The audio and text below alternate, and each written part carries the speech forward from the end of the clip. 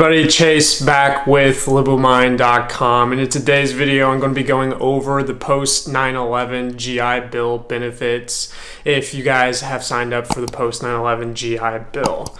If you guys haven't watched my previous video about the Montgomery GI Bill benefits, I talked about it, the Montgomery GI Bill there for active duty members. Alright, so in order to go watch that Montgomery GI Bill benefits video for active duty members, the best way to do that is by subscribing to the channel and clicking the like button below. That way you guys can support this channel and then go back to my channel after this video is over with. In the last video I talk about basically all the benefits of the Montgomery GI Bill and the eligibility requirements for it. And I'm going to pretty much do the same thing for this video today. And most of the people that are going into the military have no idea which GI Bill is right for them.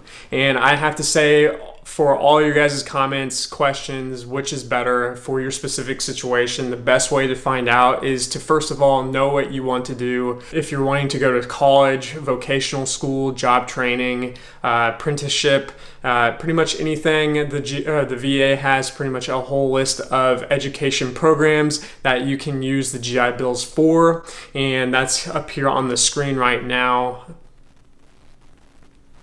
But the VA pretty much does a great job in explaining what you guys can use the VA's GI Bill education benefit for both post 9/11 and the Montgomery.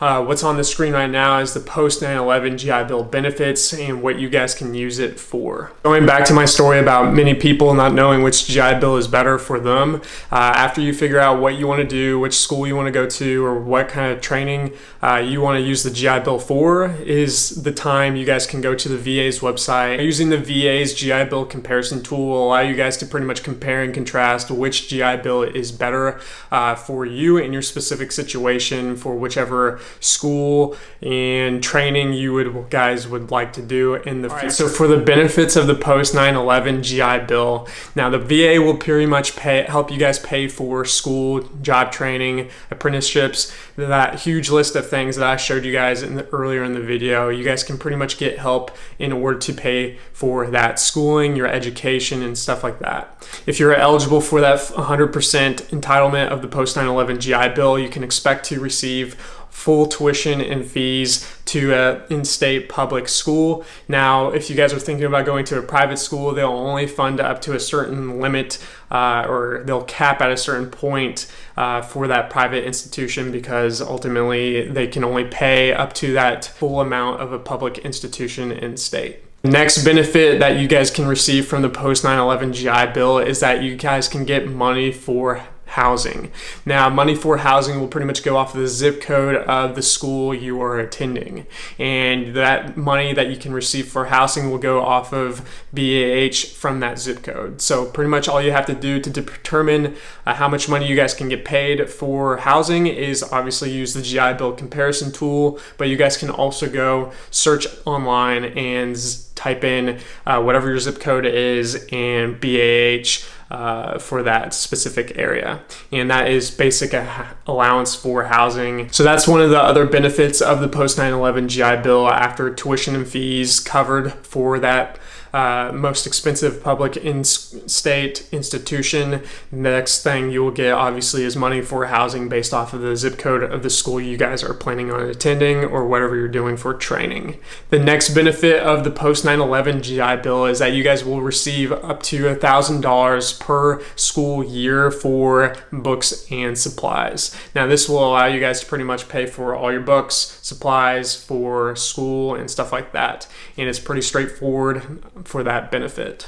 Now, the next benefit for the post 9/11 GI Bill is if you guys live in a rural area, like out in the country, you guys can get paid extra money to pretty much relocate to the school that you're planning on attending for school and training. So this is a great benefit for people that live obviously away from cities, and this will allow you guys to pretty much get paid for moving to the city in order to go to school. All right, so for the next benefit of the post 9/11 GI Bill is the Yellow Ribbon Program. The Yellow Ribbon Program, pretty much you guys can apply for if the post 9/11 GI Bill does not cover all of the tuition and fees for your school. So the Yellow Ribbon program will pretty much give you guys extra assistance to pay for those tuition and fees if the post 9/11 GI Bill benefits do not cover everything for your school.